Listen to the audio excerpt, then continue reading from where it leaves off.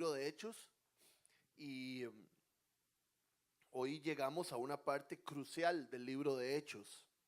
Eh, Muchos de ustedes habrán escuchado acerca de Esteban. El título de hoy se llama Esteban el Victorioso y vamos a estar hablando de este gran personaje de la Biblia.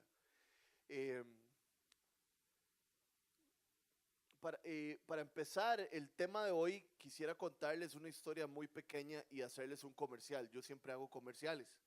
Eh, yo almuerzo con mi mamá todos los lunes, cuando se puede, a veces no se puede, pero casi siempre todos los lunes. Almorzamos al mediodía y fue puña, 75% los lunes del 2017 almorzamos en un restaurante que se llama El Artisano, en Momentum de Lindora. Y les hago el comercial porque es de un amigo de nosotros, una persona que asiste aquí a la viña, se llama Luisca, y es muy rico. Es un lugar como de sándwiches y ensaladas y se desayuna muy bien. Entonces, para que vayan. Pero la historia de Luisca y mi mamá es vacilona porque Luisca es un personaje. Es como, es tan inteligente que se pasa. Entonces, se le muestra en el cuerpo y todo de lo atarantado que anda. Él estudió economía en la UCR y después se hizo chef y entonces puso el negocio, puso varios negocios y ahora puso el artisano. Y, y cuando Luis y mi mamá se conocieron, Luis le dijo que había estudiado en la UCR, entonces mi mamá le dijo que posiblemente había sido alumno de ella porque mi mamá daba el curso, o no sé si lo da, el curso de instituciones, historia de las instituciones. Eh, y Luis que le dijo a mi mamá, porque por eso les digo que es medio raro, porque recién conociéndola le hace, ay, es que la historia es lo más aburrido, y nosotros éramos clientes, es que la historia es lo más aburrido que existe. Y, le hace, y mi mamá como que ya le había agarrado el toque, entonces no se puso brava, sino que más bien le empezó a hablar y se hicieron amigos. Y entonces la discusión siempre es, en algún momento de cuando estamos ahí almorzando, es Luis que mi mamá peleando acerca de que la historia es muy aburrida para Luis y mi mamá de que la historia es muy importante. Pero realmente no es porque sea mi mamá, pero la historia es muy importante. Porque si no fuera por la historia, no supiéramos o no sabríamos cómo llegamos al lugar donde estamos y por qué estamos como estamos. Entonces es muy importante la historia. Y les menciono esto porque lo que vamos a estudiar hoy del libro de Hechos es historia bíblica.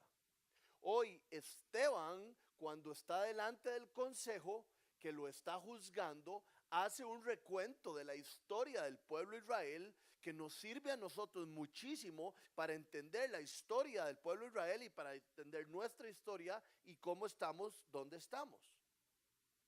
Entonces, para recordarles un poco y las personas que no vinieron la semana pasada, Sergio habló acerca del libro de Hechos, cuando los apóstoles tienen tanto trabajo y el trabajo de los apóstoles es tan importante, la parte de la enseñanza, que ellos no pueden descuidar la parte de enseñanza y necesitan nuevas personas adentro de los grupos para que les ayuden a cuidar a las viudas. Y entonces ellos buscan dos personas nuevas y entonces eligen a Esteban y eligen a Matías. Había unos requisitos para estas personas. Uno era que hubieran conocido al Señor y otra era que fueran hombres de buena reputación. Entonces veamos lo que dice, si tienen sus Biblias pueden abrirlas en Hechos capítulo 6, del 8 al 14.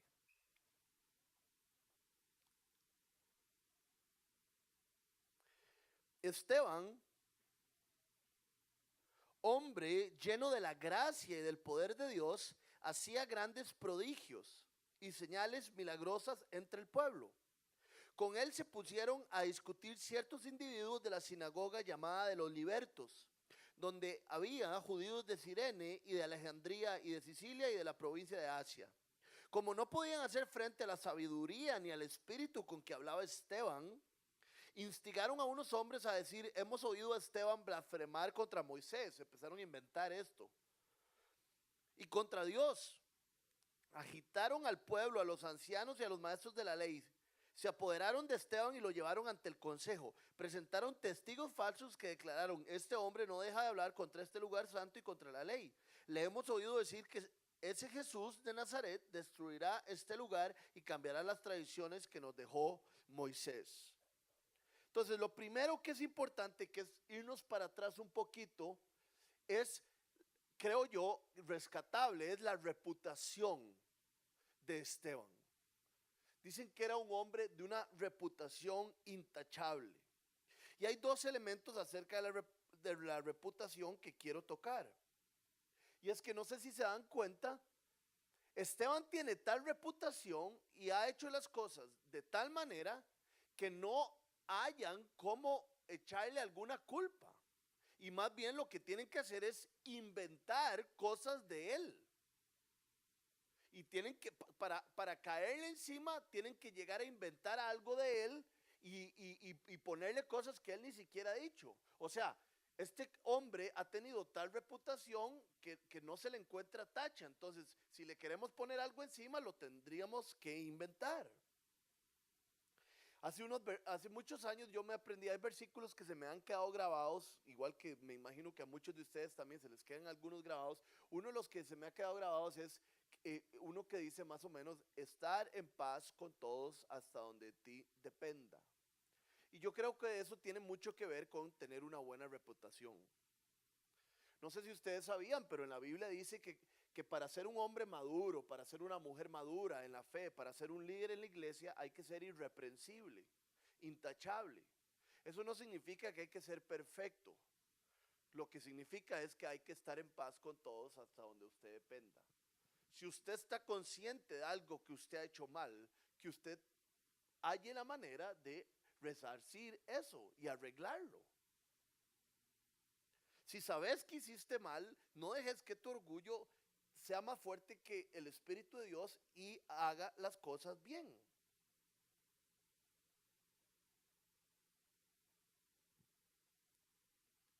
¿Verdad? No sé si recuerdan a Jesús hablando que decía, vean lo importante que es la reputación.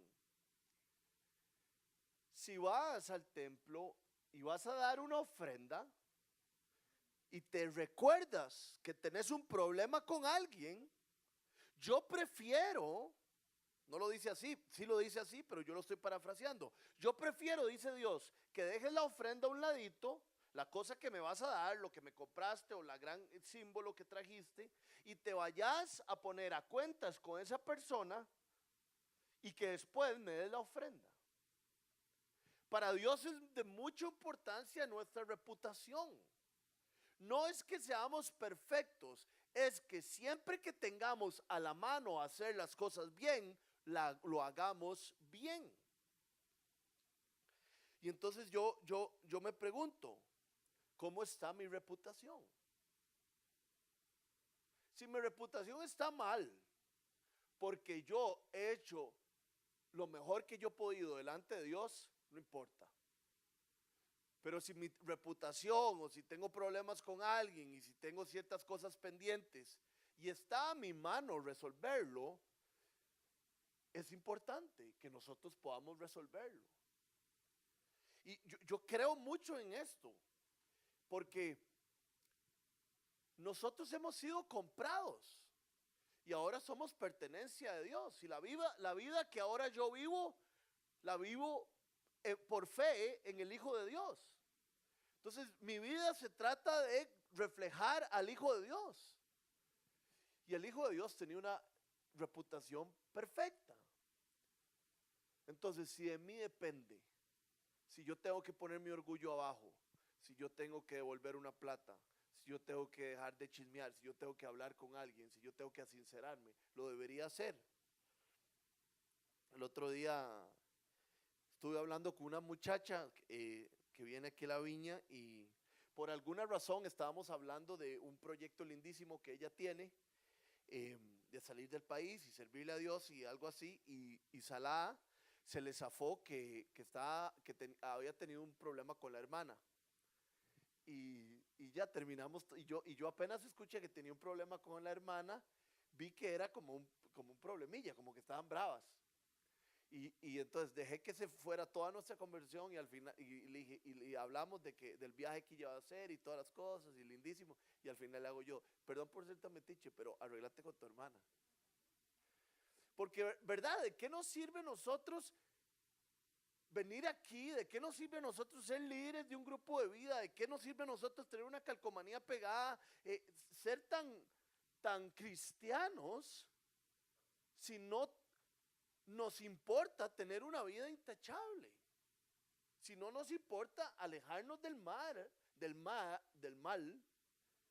y tener una buena reputación. Esteban tenía una reputación increíble y es chivísima porque Esteban, vamos a ver hoy, y tal vez usted ya lo sepa, hace un montón de cosas parecidas a Jesús en sus últimos días. Y esta es una.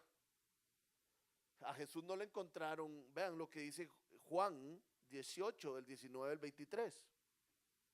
Mientras tanto, el sumo sacerdote interrogaba a Jesús acerca de sus discípulos y de sus enseñanzas. Y Jesús le dijo, yo he hablado abiertamente al mundo. Qué lindo que nosotros podamos hablar así. Yo he hablado abiertamente. Siempre he enseñado en las sinagogas o en el templo donde se congregan todos los judíos. En secreto no he dicho nada. Yo no he andado con chorizos. ¿Por qué me interrogas a mí? Dice Jesús, interroga a los que me han oído hablar. Ellos deben saber lo que dije. Se imagina uno decir, no me interrogues a mí, interroga a todas las personas que me conocen. No sé si eso me sirve, pero esa es la vida que Dios nos invita a tener. Una vida de tal transparencia que uno pueda decir, interroga a las personas que más me conocen. Y esas personas no tienen que decir, nunca he visto a Rodrigo jalarse una torta.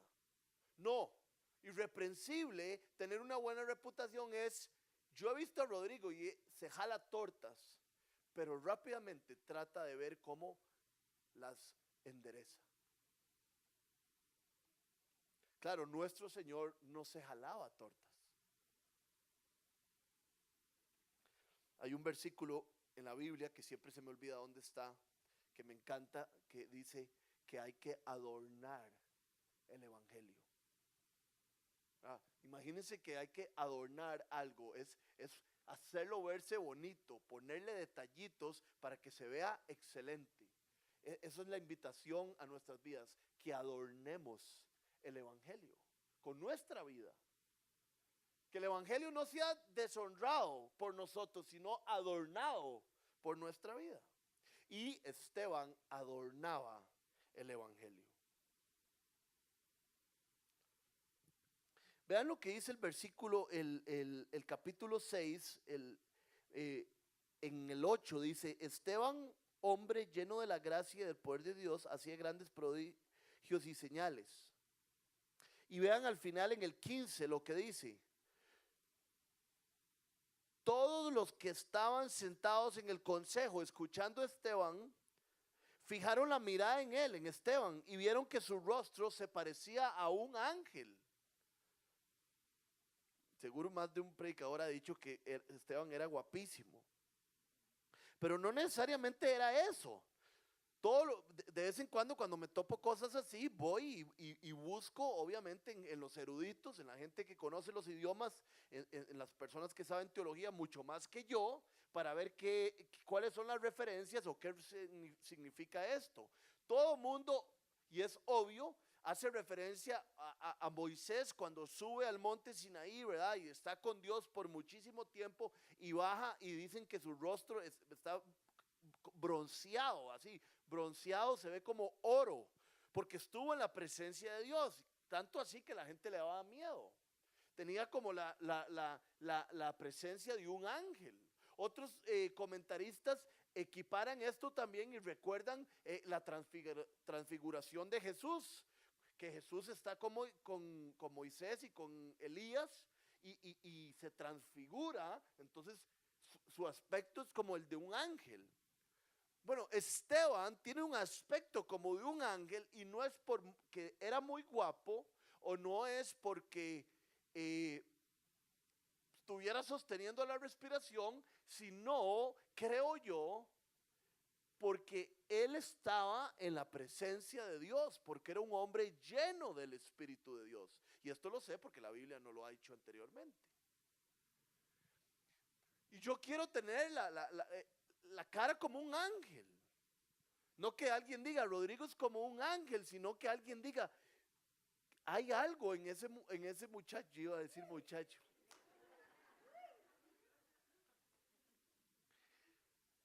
O sea, que si yo soy muchacho, tengo 36, los de 40, 50, 60, ahí están a la par mío. Entonces todos estamos bien.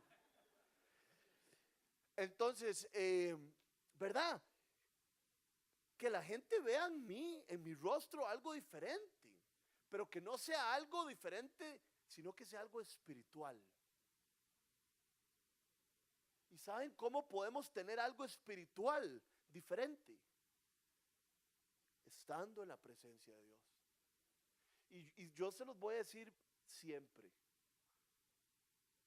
Aquí no debería haber recetas, porque eso es religión. Y nosotros tenemos una relación con Dios. Pero si hay una receta, que no hay otra receta, es que hay que leer nuestras Biblias, hay que orar y hay que tener disciplinas espirituales. Ah, no, es que yo estoy ahí en la presencia de Dios. Oh, sí, ok, ¿cómo? La presencia de Dios siempre es desarrollada y facilitada por medio de la palabra de Dios, primero que todo. Cuando nosotros cantamos canciones, valen la pena si son canciones que vienen con la verdad de Dios. Cuando nosotros estamos en la naturaleza, podemos ver a Dios, pero también nuestro corazón y nuestra mente son impactadas porque recordamos la palabra de Dios y nos damos cuenta de lo que estamos viendo y quién lo hizo. Recordamos que el Salmo no sé qué dice que Él fue el que lo creó y entonces empieza la presencia de Dios. Pero no hay manera de ser espirituales sin tener disciplinas espirituales. Nosotros los pastores de la viña estamos aquí para ayudarle a usted a tener disciplinas espirituales. Si usted necesita aprender a leer la Biblia, aprender a orar, por favor llame a la viña y yo le voy a enseñar. Yo le voy a enseñar. Si es que puedo, ¿verdad? No, en el sentido de que tampoco es que soy el que más sabe. Pero Esteban tenía el rostro como el de un ángel por la presencia de Dios en su vida. Y ahora más adelante vamos a ver que habla como Jesús. Hay veces que uno habla como Jesús porque ha estado con Dios. Lo vimos en Hechos antes, ¿verdad? Estos hombres son rarísimos, son pescadores, son unos ignorantes, pero tienen tanta sabiduría. Ah, es que estuvieron con Jesús. ¿Está usted con Jesús? Es su prioridad estar con Jesús. Si no, terminamos con la cara así. Y no hay gracia, no hay amor, no hay santidad, no hay favor en nosotros. Continuamos leyendo, ahora sí en el capítulo 7, del 1 al 8. ¿Son ciertas estas acusaciones?, le preguntó el sumo sacerdote a Esteban. Y Esteban contestó: hermanos y padres, escúchenme. El Dios de la gloria se apareció a nuestro padre Abraham cuando éste aún vivía en Mesopotamia, antes de radicarse en Harán. Deja tu tierra y a tus parientes, le dijo Dios, y ve a la tierra que yo te mostraré. Entonces salió de la tierra de los caldeos y se estableció en Harán. Desde allí, después de la muerte de su padre, Dios lo trasladó a esta tierra donde ustedes viven ahora. No le dio herencia alguna en ella, ni siquiera donde plantar el pie, pero le prometió dársela en posesión a él y a su descendencia, aunque Abraham no tenía ni un solo hijo todavía. Dios le dijo así: tus descendientes vivirán como extranjeros en tierra extraña, donde serán esclavizados y maltratados durante 400 años. Pero sea cual sea la nación que los esclavice, yo la castigaré. Y luego tus descendientes saldrán de esa tierra y me adorarán en este lugar. Hizo con Abraham el pacto que tenía por señal la circuncisión. Así, cuando Abraham tuvo un hijo, Isaac, lo circuncidó a los 8 días de nacido, e Isaac a Jacob y Jacob a los 12 patriarcas.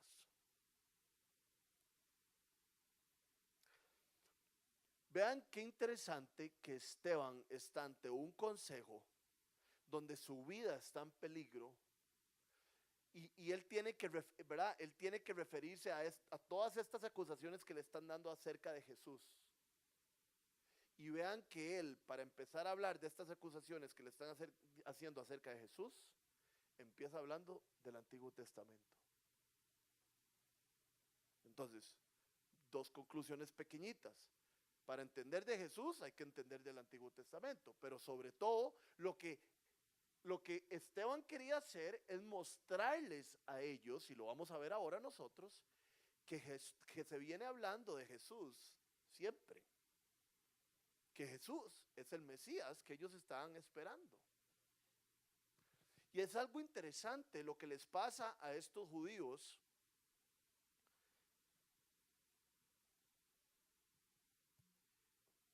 porque nos puede pasar a nosotros. Los judíos conocían su Biblia. La Biblia de los judíos, ¿cuál era? El Antiguo Testamento, pero no habían visto al Mesías. Uno puede tener Biblia, pero uno puede ser que esté ciego a las verdades de Dios. Puede ser que la historia le pase a uno por enfrente. Ellos no habían conocido su historia bien, no le habían sacado el provecho que le tenían que sacar.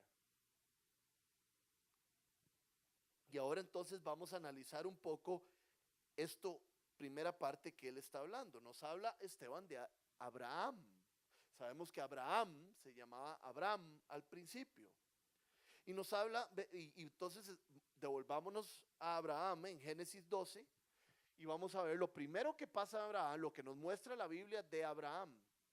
Dice, el Señor le dijo, cuando no le había cambiado el nombre, Abraham, deja tu tierra, tus parientes, deja la casa de tu padre y vete a la tierra que te mostraré.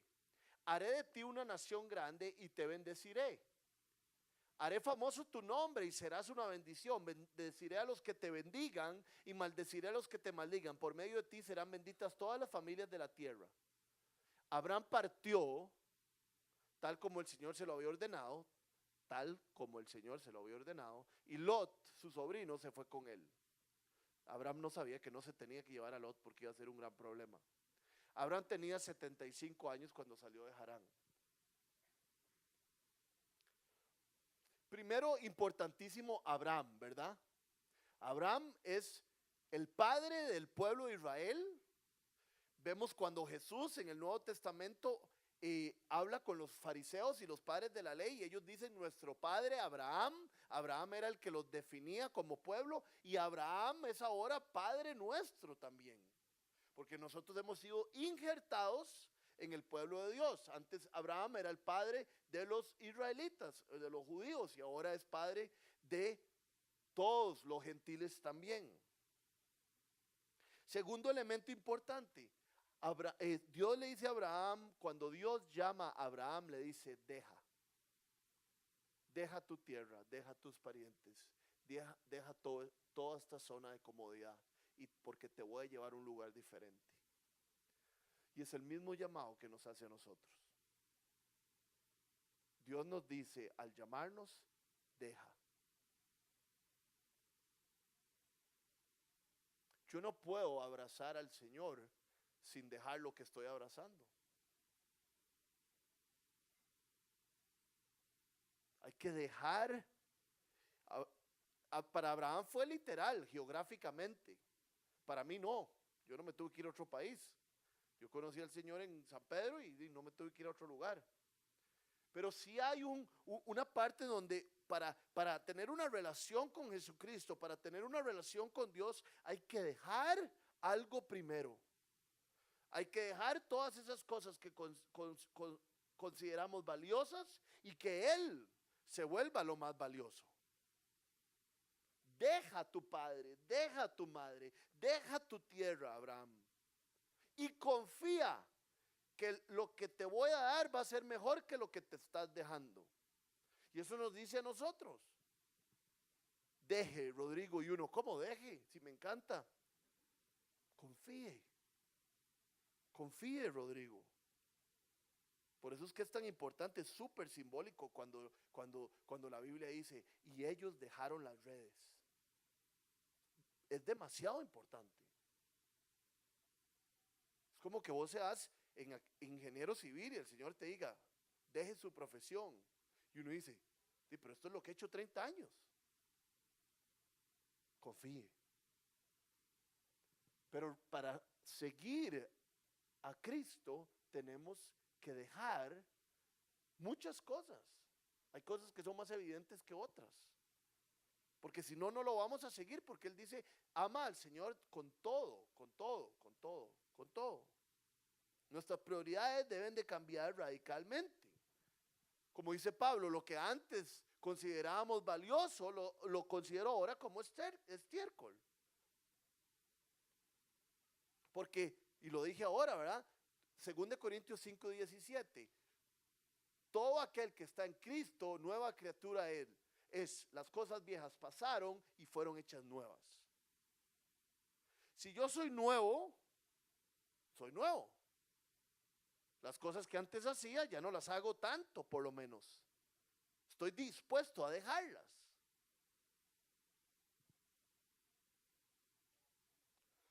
Abraham está siendo llamado a creerle a Dios. Entonces, ¿cómo le va a usted y cómo me va a mí con creerle a Dios?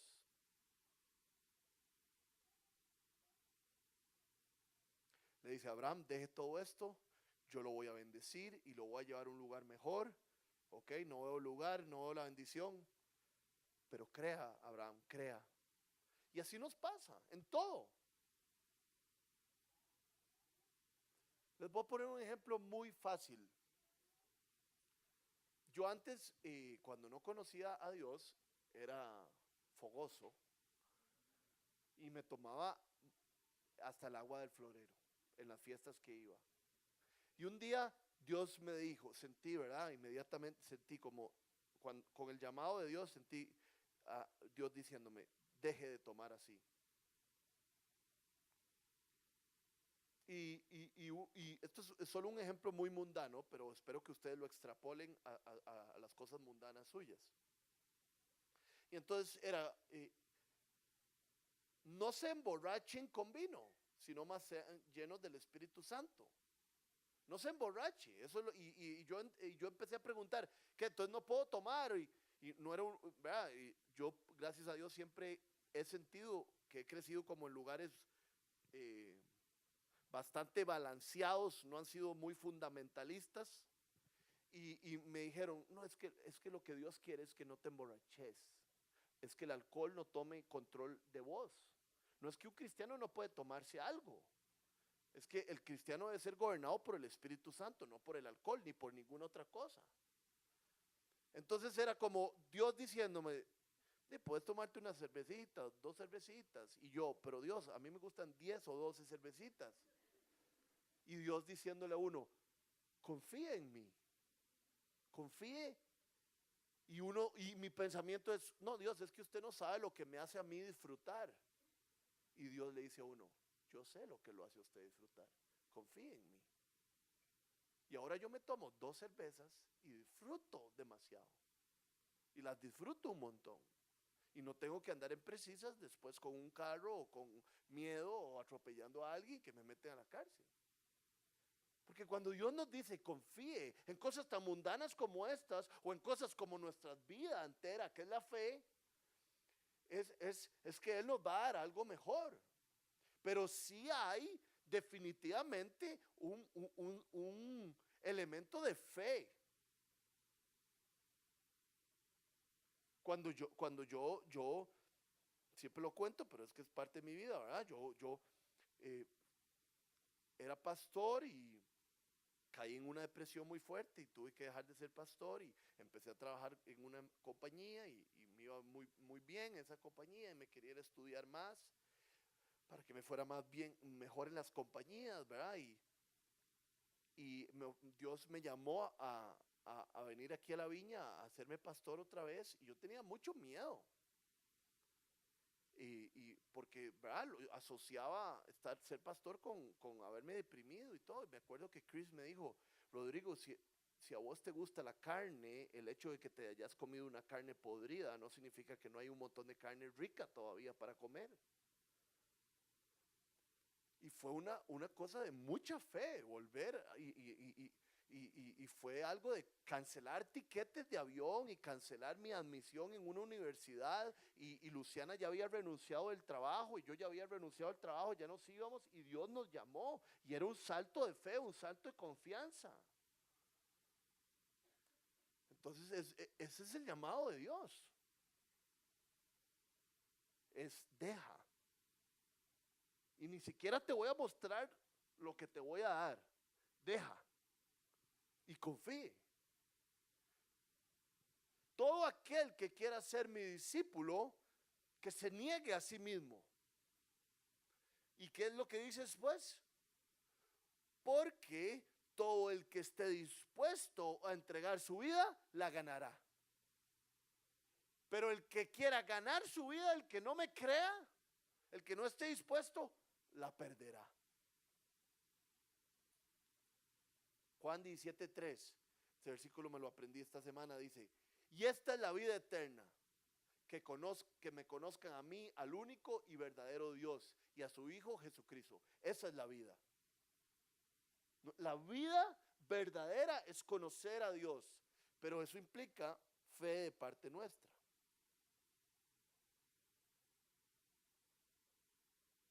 Entonces, posiblemente, de fijo, muchos de nosotros, Dios nos está pidiendo en estos momentos que dejemos algo en fe y que le creamos. Tal vez algunos nos está pidiendo que dejemos nuestra vida y que lo pongamos a Él de prioridad. Yo le puedo decir que es la mejor decisión que uno puede tomar, porque en Él hay vida verdadera. Avanzando con Abraham, Génesis 15, del 1 al 6, dice así: después de esto, la palabra del Señor vino a Abraham en una visión: no temas, Abraham, yo soy tu escudo, y muy grande será tu recompensa. Pero Abraham le respondió: Señor y Dios, ¿para qué vas a darme algo? ¿Verdad? Porque le estaba prometiendo una gran descendencia y una gran tierra, si aún sigo sin tener hijos. Y el heredero de mis bienes será Eliezer de Damasco, uno de sus escuderos. Como no me has dado ningún hijo, mi herencia la recibirá uno de mis criados, le dijo Abraham. Y entonces Dios le dice: no, ese hombre no ha de ser tu heredero, tu criado no va a ser tu heredero, le contestó el Señor. Tu heredero será tu propio hijo. Luego el Señor lo llevó afuera y le dijo a Abraham: Abraham, mira hacia el cielo y cuenta las estrellas a ver si puedes. Imagínense cuántas estrellas se podían ver en aquel tiempo ahí en el desierto. Así de numerosa será tu descendencia. Abraham creyó al Señor y el Señor le reconoció esto como justicia. Esto es de lo más denso, de lo más profundo de la Biblia. Y yo no lo puedo explicar como debiera ser explicado. Entonces se los voy a explicar como yo puedo explicárselos. Que es bastante, porque también es bastante sencillo. Abraham deja todo, le hace caso a Dios. Obvio que necesita más ayuda de Dios. Si Dios lo está llamando a algo a usted y usted le cree y empieza a tomar pasos, no se preocupa. Dios va a ir con usted y lo va a seguir ayudando y le va a seguir empujando. No, siga papi, siga creyendo. No es que lo manda uno a la guerra, así nomás. Y entonces llega el momento y le dice el Señor: note, es que te voy a dar una gran descendencia y mucha gente y un gran lugar. Y Abraham es como: ¿para qué todo eso? Pero si yo soy un roco de 75, de 80, 90, 80 años y ni siquiera hijos tengo. Y Dios le dice: esto es simple, simple, simple. Pongan atención. Salga de la tienda, Abraham. En una visión. Vuelva a ver para arriba. Ve todas esas estrellas que ni puede contar, ¿sí? Así va a ser su descendencia. ¿Usted me cree que yo le puedo dar eso? Y Abraham creyó. Le fue contado como justicia. Es simple. Dios le dijo algo. Él creyó que Dios era suficiente para cumplirlo. Y le fue contado como justicia. Desde ahí viene la revelación, desde siempre, que nuestra relación con Dios es por medio de la fe. Porque por medio de la fe de Abraham, él fue considerado justo. Porque él le creyó a Dios su palabra. Entonces, ¿qué es el ejemplo que queremos considerar aquí? Que Esteban, vean cómo Esteban le está echando piedras a esta gente, ¿verdad? Les está enseñando de su padre Abraham, que desde el principio era por fe. Pero ¿qué es lo que nos está enseñando Abraham? Lo que es la fe es creer la palabra de Dios, que no necesito ver para creer. La fe es la certeza de lo que no se ve, lo que se espera, ¿verdad? Entonces, la fe es que no necesito ver, que solo por la palabra de Dios, porque Dios me lo dice, yo lo creo. ¿Y qué es lo que tiene que ver esto con que fue considerado como justo? Entonces, Dios se lo dijo, Abraham le creyó y Dios dijo, sos mi hijo porque has creído en mí. Así de fácil. Y así ha sido desde siempre. Somos hijos si creemos en Él. Nosotros vemos la cruz y no entendemos nada. Una cruz y el Hijo de Dios ahí y entonces la sangre, ese es el sacrificio y todos los elementos y Él está ahí en sustitución mía y bueno, Dios, si usted dice que Él es mi sustituto, yo le creo, sos considerado mi hijo. Si usted no tiene una relación con Jesucristo, la manera en tener una relación con Jesucristo y conocer al Dios vivo y tener vida eterna es creyendo en Él, en las cosas que Él ha revelado. Y Él ha dicho, si crees en mi Hijo Jesús, en que Él murió por tus pecados, en que Él es tu sustituto, serás mi hijo. Y como descubrió Martín Lutero, y el justo por la fe vivirá. Entonces, el evangelio empieza en Génesis. La justificación de los hombres delante de Dios es desde Génesis por fe, no por obras.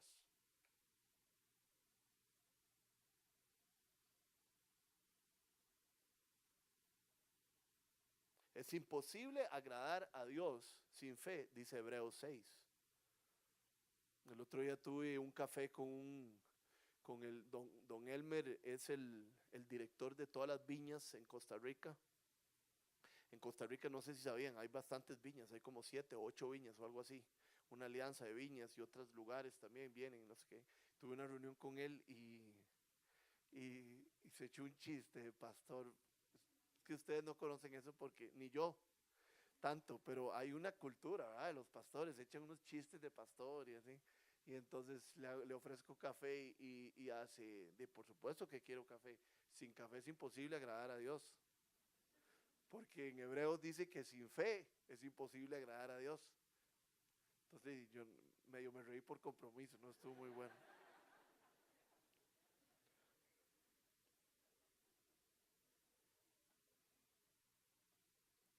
Entonces Esteban llega y le resume al consejo esa parte de Abraham. Y vean cómo continúa, y tengo que apurarme más. Después de Abraham, Abraham tuvo y Abraham lo tuvo. Dios cumplió, por cierto. Y tuvo Abraham su descendiente de su sangre, de su esposa Isaac. Isaac tuvo a Jacob y Jacob tuvo a las 12 tribus. Y de las 12 tribus, una de las tribus era José. Y por medio de José es que se cumple la promesa de que llegan a esa tierra. Y entonces el versículo 9, 7, 9 dice, por envidia los patriarcas vendieron a José como esclavo, quien fue llevado a Egipto. Pero Dios estaba con él y lo libró de todas sus desgracias. Le dio sabiduría para ganarse el favor del faraón, rey de Egipto, que lo nombró gobernador del país y el palacio real. La única razón por la cual puse esa lectura breve, esos 2 versículos, es que vean que Dios le había prometido a Abraham que le iba a dar aquella tierra y lo está cumpliendo a través de José. Así es como llegan a la tierra de Egipto y ahí ya llega el famoso Moisés y Esteban le sigue hablando a esta gente de Moisés. Vamos al 17. Dice, cuando ya se acercaba el tiempo de que se cumpliera la promesa que Dios le había hecho a Abraham, el pueblo, todo esto es Esteban predicando, ¿verdad? Predicando historia. Cuando ya se acercaba el tiempo de que se cumpliera la promesa de Dios le había hecho a Abraham, el pueblo crecía y se multiplicaba en Egipto. Por aquel entonces subió al trono de Egipto un nuevo rey que no sabía nada de José, porque antes José era de los más importantes en Egipto. Este rey usó de artimañas con nuestro pueblo y oprimió a nuestros antepasados, obligándolos a dejar abandonados a sus hijos recién nacidos para que murieran. Ahí es donde todos conocemos la historia, ¿verdad? De Moisés en el río así. En aquel tiempo, 20, nació Moisés y fue agradable a los hijos de Dios. Por 3 meses se crió en la casa de su padre. Y después creció en Egipto con toda la educación de Egipto. A los 40 años creía que era el salvador de los israelitas y mató a un egipcio. Y como había matado a un egipcio, lo iban a matar y se tuvo que ir. Y se retiró a la región de Madián. Y en Madián estuvo salud, estuvo 40 años. Y el Señor a los 40 años llamó a Moisés. Tenía 80, para los que ponen excusas. Y Moisés solo puso excusas. Solo puso excusas. Moisés, te voy a utilizar para... Yo. A diferencia de Abraham, ¿verdad? Que Abraham dejó y se fue. Moisés puso excusas. Y cuando ya llevaba un gran rato conversando, y Moisés le hace, pero ¿qué soy yo? ¿Qué tengo yo? Y Dios le dijo algo muy importante para nosotros. Le dijo, ¿qué es lo que tienes en la mano? Y esa es la misma pregunta que Dios nos hace a todos nosotros hoy para cumplir con la misión que nos ha dado. ¿Qué es lo que tienes en la mano? No, Señor, yo solo soy doctor. Ok, con eso juega. No, es que yo solo soy publicista. Ok, con eso juega. No, es que yo solo me sé el libro de Juan. Ok, eso es suficiente. Porque el Señor agarró lo que tenía Moisés y lo convirtió en una serpiente y lo volvió a convertir del otro lado para demostrarle, no es lo que usted tiene, es lo que usted tiene en mis manos. Entonces lo que Dios está llamándote a hacer no es, si usted, tengo que vender ganado y solo tengo un pickupcito. No sé qué va a hacer Dios, pero Dios va a utilizar su pickupcito. Y si le tiene que dar un mejor pickup después o un carro ganadero, se lo va a dar. Pero es la humildad de nosotros, de lo que tenemos, ofrecérselo a Dios y Él hace algo con eso. Lo mismo le dice a los muchachillos, ¿verdad? O le dice a Felipe, ¿qué es lo que tenemos? No, solo 5 panes. No ve la gente, son 5,000. Ok, démelos. O yo los bendigo.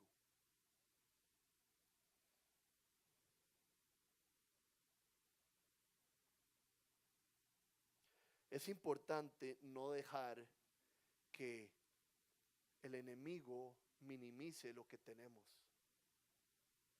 Porque si no es el enemigo, somos nosotros, o el enemigo y nosotros. Nunca he sabido explicar muy bien eso. Me encanta la historia de David y Goliat. Antes de que David llegara, estaban los filisteos enfrente, ¿verdad? Como los que han visto Braveheart se lo pueden imaginar bien, así eran las luchas. Un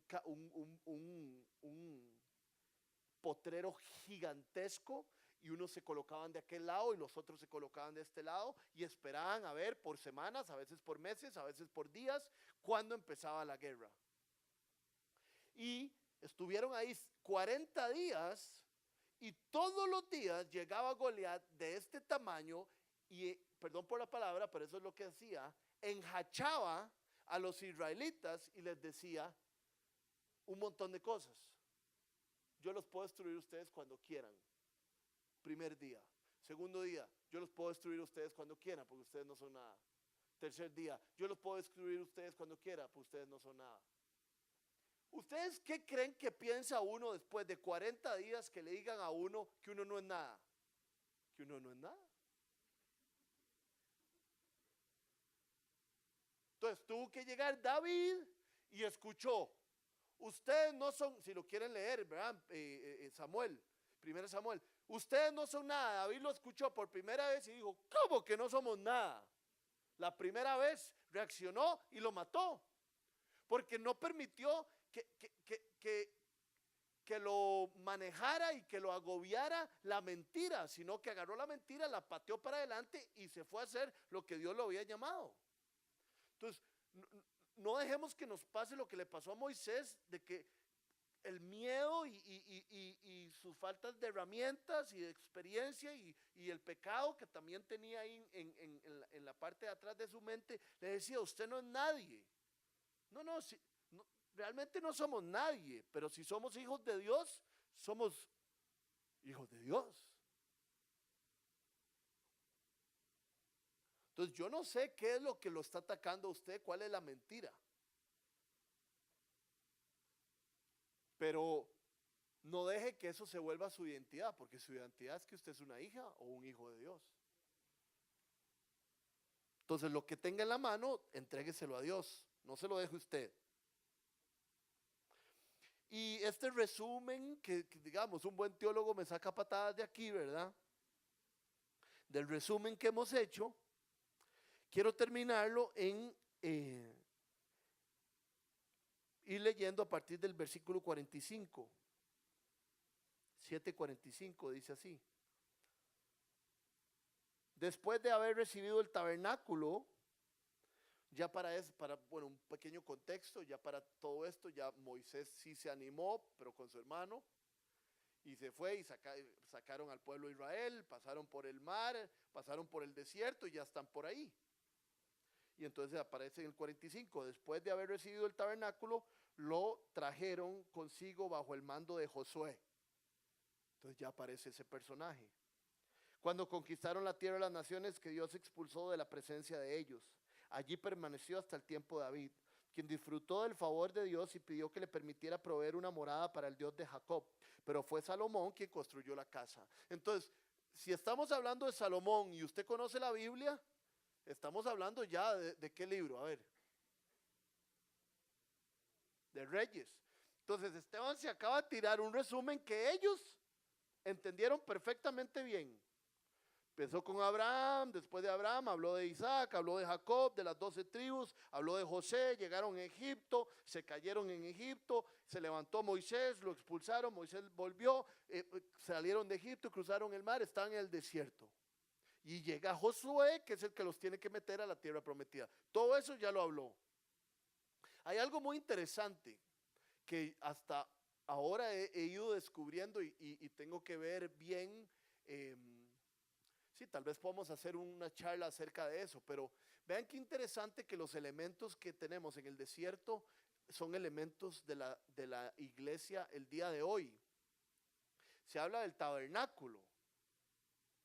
¿Verdad? Y el tabernáculo, bueno, después termina siendo el templo, pero después el templo se convierte en ¿qué? En el Espíritu Santo, ¿verdad? Hay un montón de cosas que hay en el Antiguo Testamento que simplemente son transformadas al día de hoy en otro elemento. Pero para terminar, yo no soy el que le da término a esto, sino Esteban. Vean lo que pasa. Esteban habla de Salomón y después, ya terminando, ¿verdad? Porque no tiene más que hablar, Josué llega a la tierra prometida. Vean como Esteban termina su sermón o su plática, viendo a todos los del consejo en el 51. Tercos, duros de corazón y torpes de oídos. Ustedes son iguales que sus antepasados, siempre resisten al Espíritu Santo. ¿A cuál de los profetas no persiguieron sus antepasados? Ellos mataron a los que de antemano anunciaron la venida del justo, o sea, de Cristo. Y ahora a este lo han traicionado y asesinado. Ustedes que recibieron la ley promulgada por medio de ángeles y no la han obedecido. O sea, Esteban está diciendo, les acabo de contar toda la historia de nuestros antepasados y ustedes no la ven. Les acabo de hablar de Abraham y de la justicia por medio de la fe y no por las obras. Les acabo de hablar del tabernáculo, les acabo de hablar de los sacrificios, les acabo, ¿verdad? Y ustedes no entienden, es que son tercos y duros. Y ahí es donde yo digo que tenemos que tener cuidado, porque uno puede escuchar la ley, la palabra de Dios y volverse terco y duro. Y en el 54 dice que cuando ellos escucharon a Esteban decirle tercos y duros y torpes de corazón y enfrentarlos con la verdad, rechinaron los dientes, montándolo en cólera contra él. Y aquí hay algo que aprender. Cuando le digan la verdad y lo enfrenten con la verdad, no rechine los dientes, échese para el suelo en humildad, porque es lo que siempre hacemos. Si le están alzando falsos, rechine los dientes si quiere, pero si le están diciendo la verdad, seamos humildes y digamos tener razón. Y esto no lo hicieron. Si su esposa le está diciendo la verdad hace rato, deje de ser orgulloso, no rechine los dientes, sea humilde. Si su jefe le está diciendo la verdad,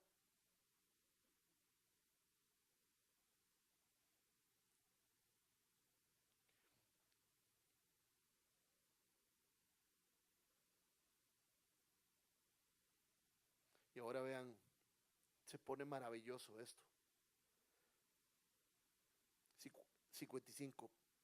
Pero Esteban, cuando montaron contra él en cólera, lleno, por eso es que su cara era como la de un ángel, lleno del Espíritu Santo, fijó la mirada en el cielo y vio la gloria de Dios y a Jesús de pie a la derecha de Dios. Y el baboso Esteban grita, baboso no, tenía que hacerlo obviamente. Veo el cielo abierto, exclamó, y al Hijo del Hombre de pie a la derecha de Dios. Entonces ellos más bravos, gritando a voz en cuello, se taparon los oídos.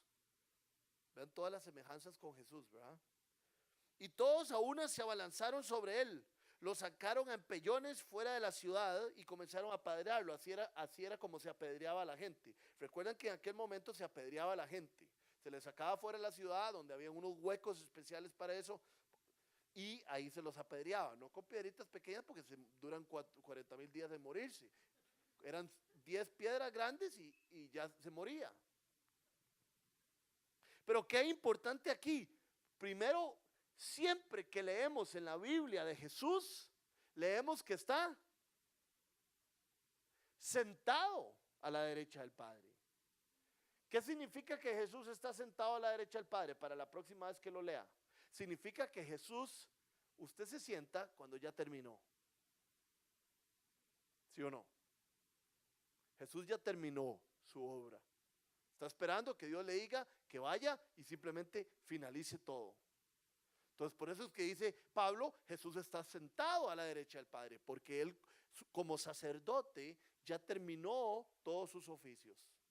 Toda su intercesión, toda su sustitución, él ya la terminó. Pero ahora se pone de pie. Una vez me invitaron a hacer una boda ya vamos a terminar, en Estados Unidos. Una de mis mejores amigas, gringa, que estuvo allá cuando yo estudié, me invitó y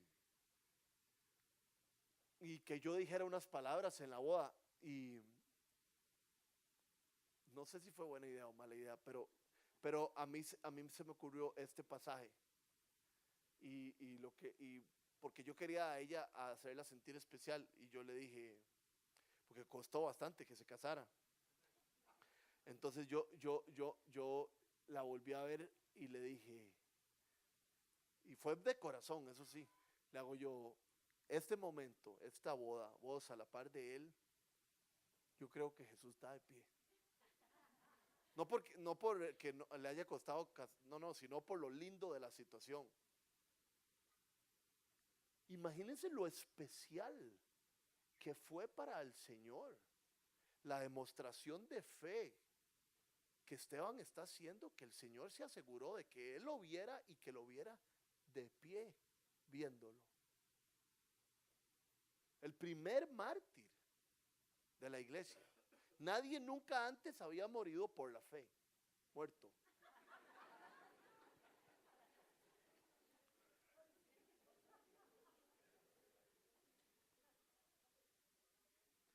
Y entonces a mí eso me hace preguntarme algo.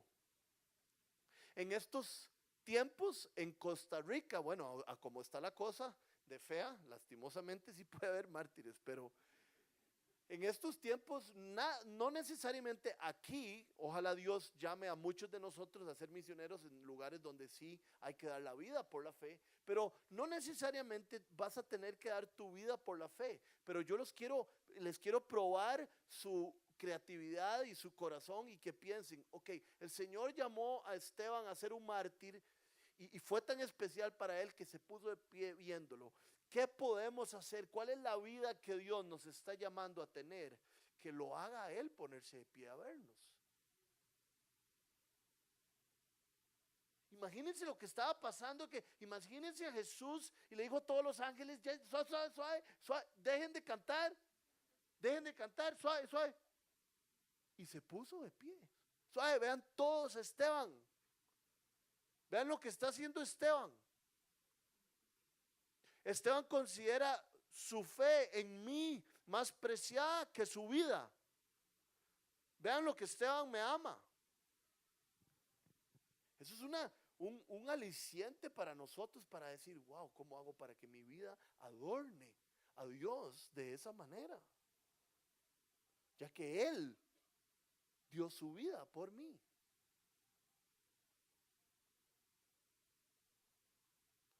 Y al final, por eso es que les digo que se parece demasiado a Jesús.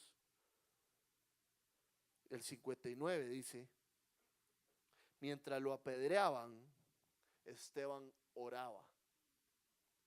Señor Jesús, recibe mi espíritu. Luego cayó de rodillas y gritó, Señor, no le tomes en cuenta este pecado a la gente que lo está apedreando. Y para terminar, con esto aprendí algo. Porque yo terminé de leer esto y yo dije, yo quiero llevar una vida que haga que Jesús se ponga de pie. Pero nos dice, antes de terminar, y ya se acaba Esteban. Ya no leemos más de Esteban. Antes de terminar dice, en el 59, que antes de decir, no les tomes en cuenta este pecado, ¿qué dice? Y antes que Esteban oraba. Y yo creo que está muy bien puesto ahí, porque si algo tiene que quedar claro hoy en el corazón de cada uno de nosotros es que ninguno de nosotros puede vivir una vida impecable que haga que Jesucristo se ponga de pie a vernos. Es solo con la fuerza de Jesucristo que podríamos hacerlo. Es solo en oración. Es solo dependiendo de Él. El llamado que Dios nos hace no es a apretar los dientes y hacerlo fuerte. El llamado que Dios nos hace es acercarnos a Él de tal manera que Él nos va a capacitar a hacer las cosas que lo hacen a Él ponerse de pie. Pongámonos de pie.